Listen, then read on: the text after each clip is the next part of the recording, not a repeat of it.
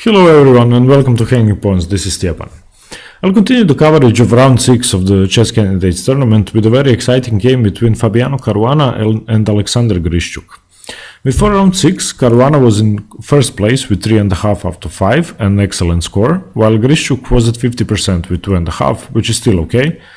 And both players definitely looked for a win in this game. Caruana had a great chance to separate himself from the competition with the white pieces, and Grischuk was certainly looking to get back into the fight for the first place, as victory is the only thing that matters in this tournament, and only the winner gets to challenge Magnus Carlsen. And it doesn't really matter if you come in last or in the second place, because the only difference is a bit more money.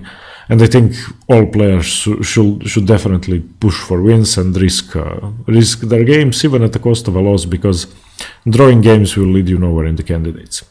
Caruana was white, and he kicked off with pawn to d4, the most common first move in the candidates tournament, knight to f6, by Grischuk c4, g6, and this position could still be a Grunfeld, a Queen's Gambit decline, the Catalan, or a King's Indian defense. After knight f3 and bishop to g7, this is now a King's Indian defense, fighting opening by Grischuk, and Caruana replies with an uncommon move, a slow and boring e3.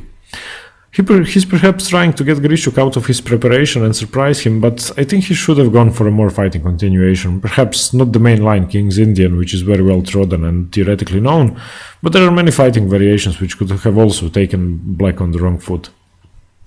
We have castles by Grischuk, bishop to e2, and the position Caruana has induced is forcing Grischuk and begging him to strike in the center with c5. It is the best move here, but if he plays that, he's risking entering a Benoni type structure, a similar game which he played in round 5, the round before. And Benoni structures can be extremely risky and double-edged for black, but Grischuk, being Grischuk and the risk taker that he is, he plays c5.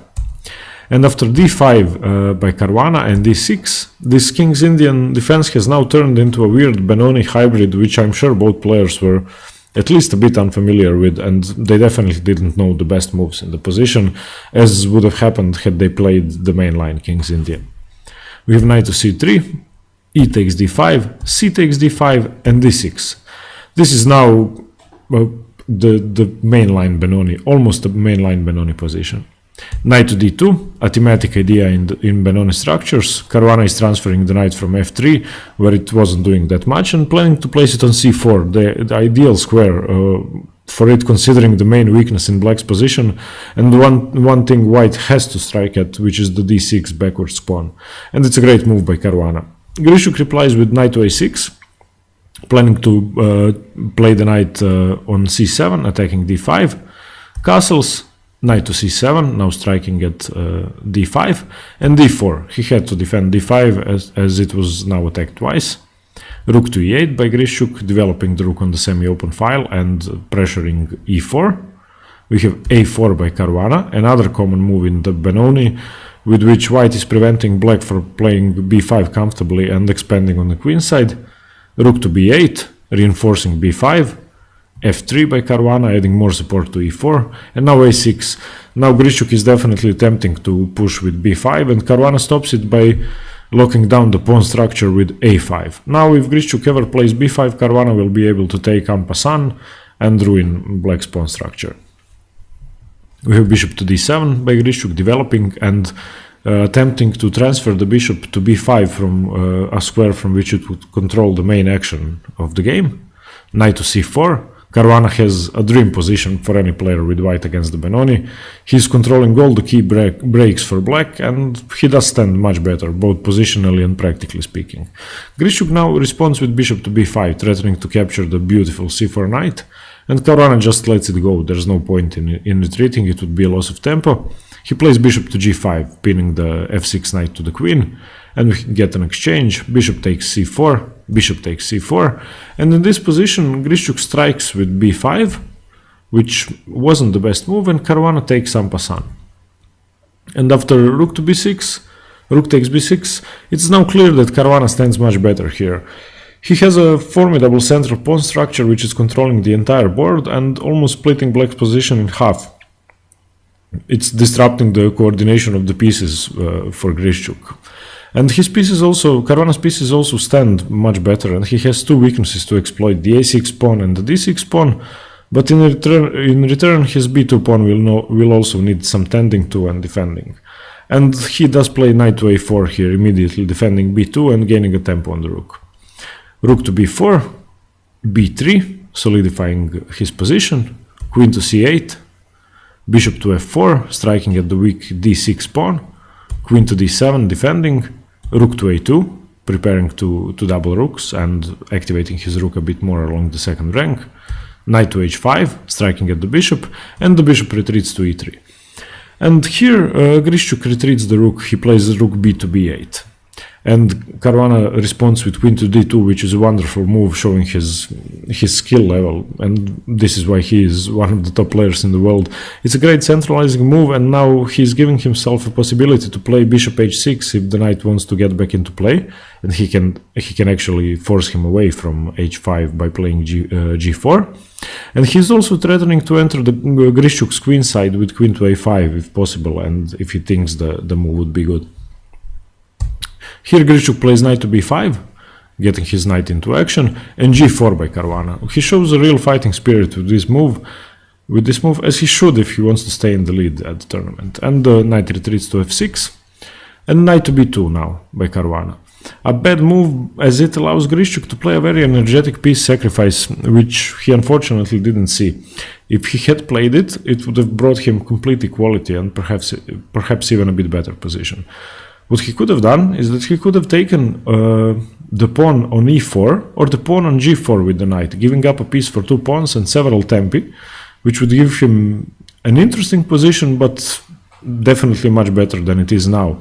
And if he had taken with, well, let's say, knight takes g4, after f takes, rook takes e4, getting back the second pawn, and now if white isn't careful, if he plays a move which is okay in this position, let's say knight to d3, then black can simply take the bishop on e3, and of course white can't recapture, because if he takes with queen to e3, then bishop to d4 would win the queen. So after rook e4, white would be forced to play king to h1 to make his position a bit safer, because black would constantly be threatening rook takes e3 and bishop d4. So that would be 2 more tempi up for black, and the position would definitely be interesting. But after queen to c8, he doesn't play that. After knight to b2, he doesn't take the pawn, but he plays queen to c8. And the move it's definitely not as good as sacrificing the piece. There were other good moves as well, much better than queen to c8. And queen to c8 is increasing Caruana's advantage and letting his mistake go unpunished. Here Caruana continues with the best move, striking at d6 with bishop to f4, highlighting the fact that his position is much better and that black really doesn't have too many weaknesses to exploit, while his pawns are very, very weak. d6 and a6 are just waiting to drop. And now knight to d7. A horrible move by Alexander Grischuk, as Caruana can now simply win the d6 pawn. And I really don't understand why he played it. It's giving Caruana a passed d pawn. So we have bishop takes b5, simply removing the defender of d6, a takes b5, and bishop takes d6.